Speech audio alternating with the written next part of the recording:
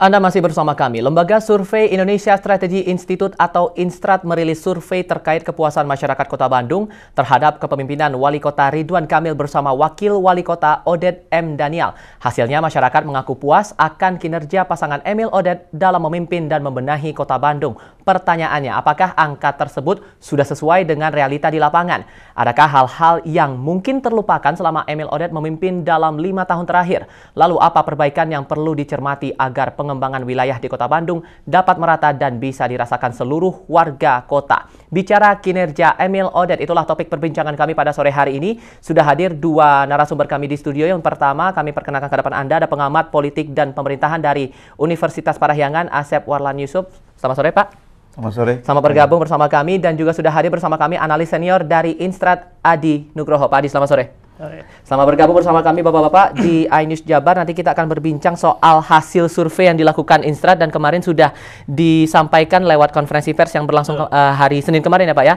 Dan kami akan hadirkan paket berita tersebut sebagai pengantar dialog kita pada hari ini. Pemirsa, Indonesia Strategy Institute Instrat melakukan survei untuk memotret persepsi warga Kota Bandung terkait masalah di Kota Bandung serta suksesi kepemimpinan jelang pemilihan Kepala Daerah Kota Bandung 2018 mendatang. Menurut pengamat politik Asep Warlan yang saat itu sudah juga hadir dalam konferensi pers, perlu untuk mempublikasikan sosok di luar Ridwan Kamil agar tidak memiskinkan calon lain untuk bisa bertarung.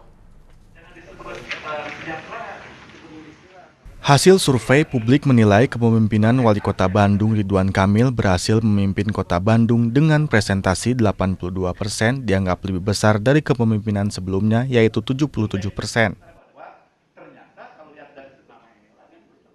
Kepuasan tertinggi pada bidang infrastruktur sebesar 62%, sedangkan terendah pada isu kemacetan dengan tingkat kepuasan 30%. Sementara kepemimpinan Wakil Wali Kota Oded M. Daniel sebesar 62,2% untuk keberhasilan mendampingi mewakili Wali Kota Ridwan Kamil.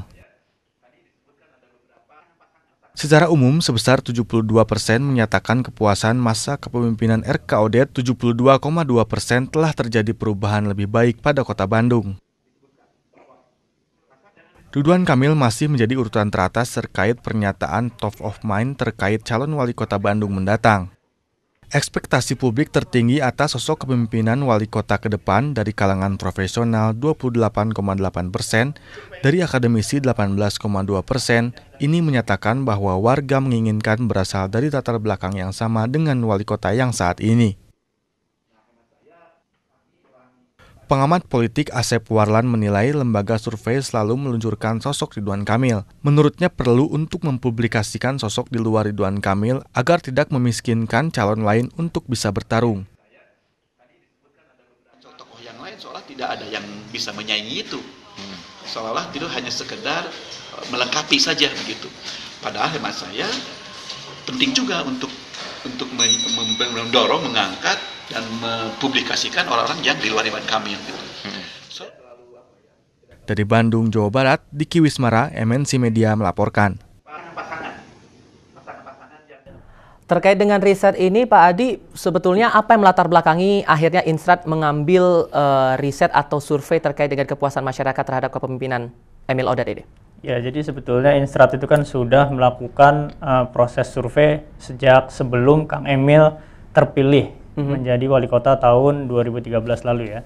Jadi dari sudut pandang Instrat ini adalah satu proses riset yang longitudinal yang berlanjut dari sejak dulu sebelum Kang Emil terpilih, terus kemudian selama proses pemerintahannya juga kita sebagai lembaga dari luar ikut memantau perkembangannya seperti apa. Oke, artinya setiap tahun saat Emil memimpin sebagai wali kota bersama dengan Oded, setiap tahunnya berarti survei terus dilakukan begitu sampai dengan sekarang? Tidak setiap tahun, tapi waktu 1 tahun pemerintahannya kita juga sudah mengeluarkan rilis hasil survei juga. Ya, yang mana waktu itu memang kecenderungan masyarakat merasa puas dengan berapa gebrakan-gebrakan yang dilakukan. Hanya saja hasil yang hari ini itu ternyata jauh lebih tinggi dari hasil yang kita dapatkan 1 tahun pada saat pemerintahannya berlangsung. Oke. Untuk karakteristik responden yang diambil dalam riset ini sendiri seperti apa kemudian, Pak? Ya, kan ada 500 orang ya yang diambil, itu meliputi seluruh kelurahan, dan meliputi seluruh kecamatan. Menggunakan multi-stage random sampling seperti biasanya dengan margin error sekitar 4% ya. Jadi mewakili keseluruhan latar belakang penduduk Kota Bandung. Oke, selama berapa lama itu dilakukan? Selama 3 hari. Oke. Untuk pengambilan datanya ya. Oke, secara spesifik hal apa saja yang sebetulnya coba ditelusuri atau coba ditelaah dalam riset ini? Ya, ada banyak poin ya dari survei ini yang ingin kita capture. Tapi yang terpenting itu ada 3 hal. Yang pertama adalah bagaimana persepsi publik melihat masalah-masalah yang secara generik ada di Kota Bandung. Kemudian yang kedua, bagaimana persepsi publik terkait pemerintahan Kota Bandung, khususnya persepsi terhadap 2 sosok pemimpinnya, yaitu Kang Emil dan Mang Odet. Dan yang ketiga, bagaimana persepsi publik untuk melihat kepemimpinan Kota Bandung ke depan. Oke, ya, kepemimpinan Kota Bandung ke depan ada 3 poin tadi, persepsi publik soal apa penanganan yang dilakukan oleh kepemimpinan Emil Odet selama menjabat, kemudian ketokohannya bisa saya katakan demikian ya, ketokohan Emil Odet sendiri selama menjabat, kemudian untuk kedepannya di pemilihan kepala daerah serentak yang akan berlangsung. Hal itu ya ada hal-hal yang misalnya perkembangan dinamika media gitu ya, terus kemudian berapa cara-cara efektif untuk kampanye dan seterusnya begitu. Oke, secara umum hasil yang perlu diketahui paling pertama terkait dengan hasil riset ini oleh masyarakat? Ya, yang pertama adalah ternyata masyarakat Kota Bandung memiliki persepsi yang sangat positif terkait dengan keberjalanan pemerintahan Kota Bandung dan itu dimunculkan dari kepuasan terhadap secara umum ya terhadap Kota Bandung itu sekitar hampir 80% ya. Oke. Terus kemudian itu tergambarkan dari kepuasan mereka terhadap hal-hal yang sifatnya visual. Seperti fisik, misalnya taman, dan taman itu menempati top of mind tertinggi dalam survei kami. Oke. Yang lain-lainnya misalkan tata kota, terus kemudian trotoar, terus kemudian kebersihan dan lain-lain. Di 8 poin pertama hasil survei itu menunjukkan bahwa persepsi masyarakat terhadap kepemimpinan Kang Emil yang berhasilnya itu terlihatnya dari hal-hal yang sifatnya fisik. Oke. Ya, tapi hal itu ternyata cukup untuk membuat persepsi itu menjadi positif. Oke. Ya. Ada tanggapan dulu soal ini, Kang Asep? Dari berbagai survei yang dilakukan oleh berbagai institusi, memang seperti yang tadi Kang Adi sampaikan, Kang Emil selalu menempati posisi yang tinggi, baik dari segi kinerja, dari segi keterpilihan, prospek ke depan, gitu, selalu menempati posisi tertinggi.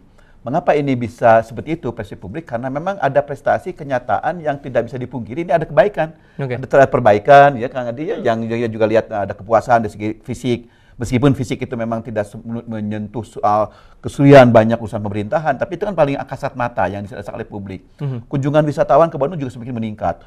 Hotel-hotel didirikan juga beberapa kali kita mendengar memenuhi lah tingkat okupansinya. Jadi masa itu juga menunjukkan bahwa Bandung menarik sekali untuk dikunjungi.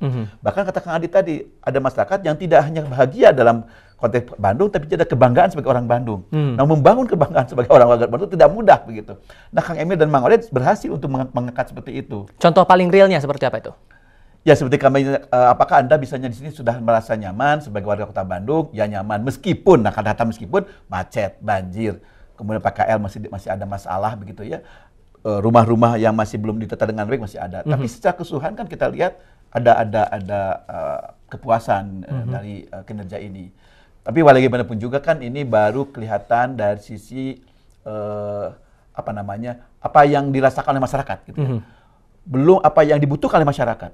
Jadi apa yang dirasakan masyarakat saya puas. Tapi yang dibutuhkan apakah sampai dengan titik itu begitu. Nah, mungkin berikutnya sampai ke apa yang dibutuhkan oleh publik ini yang mungkin belum tersedia oleh pemimpinan Emil Odet misalnya begitu. Oke, saya sempat mencatat juga sebelum kita berbincang terkait dengan hasil survei yang sudah dirilis oleh Instrat begitu, dari prioritas yang perlu dibenahi menurut suara masyarakat. Yang pertama soal kesejahteraan ada 26,4%, lalu kemudian lapangan kerja 22,2%, kemacetan 12%, di urutan keempat ada harga kebutuhan pokok, kemudian di posisi kelima dengan masing-masing 3,8% itu soal pendidikan, kesehatan dan bencana alam.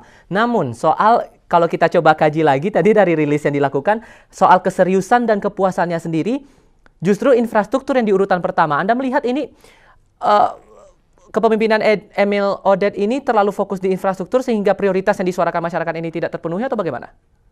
Kang Asep?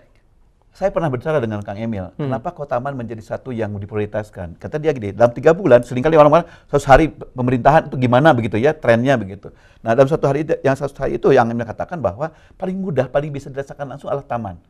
Ketimbang pendidikan, kesehatan, itu perlu anggaran yang cukup, perlu ada kelembagaan yang kuat, perlu SDM yang punya concern terhadap itu. Yang paling mudah itu kan dengan membangun taman.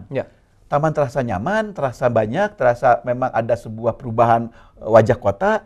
Itu paling mudah dikenang, paling mudah dikenali sebagai sebuah perbaikan. Jadi sebetulnya hanya eye catchy aja begitu.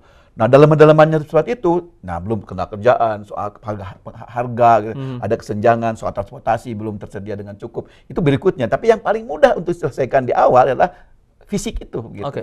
Nah baru berikutnya dia benahi dengan birokrasi, pelayanan, tidak ada korupsi dan sebagainya. Dan itu juga dibuktikan dengan berbagai penghargaan, termasuk juga Adipura yang hemat saya sudah begitu lama kita tidak memperolehnya, dan kepemimpinan Emil Odet sudah dapatkan itu. Begitu. Dan Anda setuju dengan didahulukannya infrastruktur ini, maka perkembangan di Kota Bandung akan terasa oleh masyarakat sekitar? Atau setuju, memang itu yang paling mudah. Nah, tapi jangan berhenti di sekedar fisik, kira taman.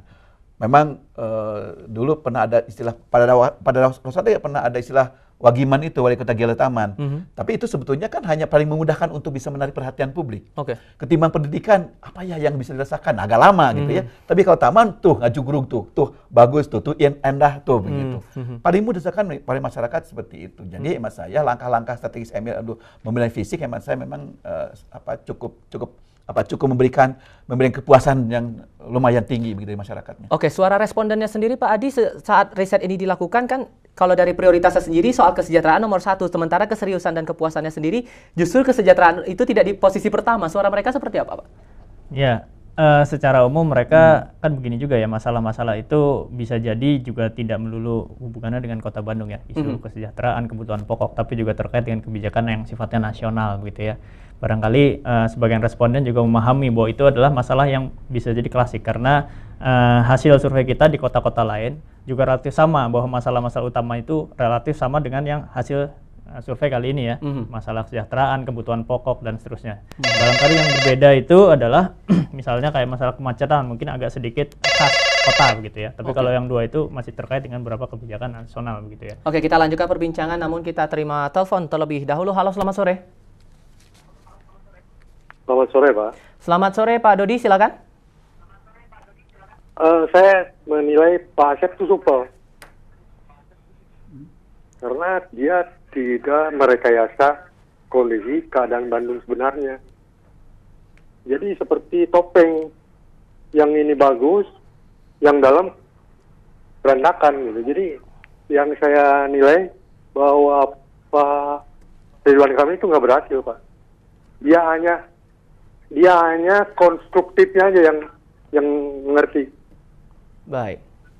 Begitu Pak Aceh, terima kasih. Baik Pak Dodi dari Komunitas Bandung Cerdas, terima kasih sudah ikut berbincang bersama kami pada sore hari ini. Tadi dijelaskan bahwa tampak luarnya saja yang indah, tapi dari dalamnya sendiri entah seperti apa kemudian. Nanti kita akan coba tanggapi. Nomor telepon kami terbuka untuk Anda 022 247 74. Kami akan kembali.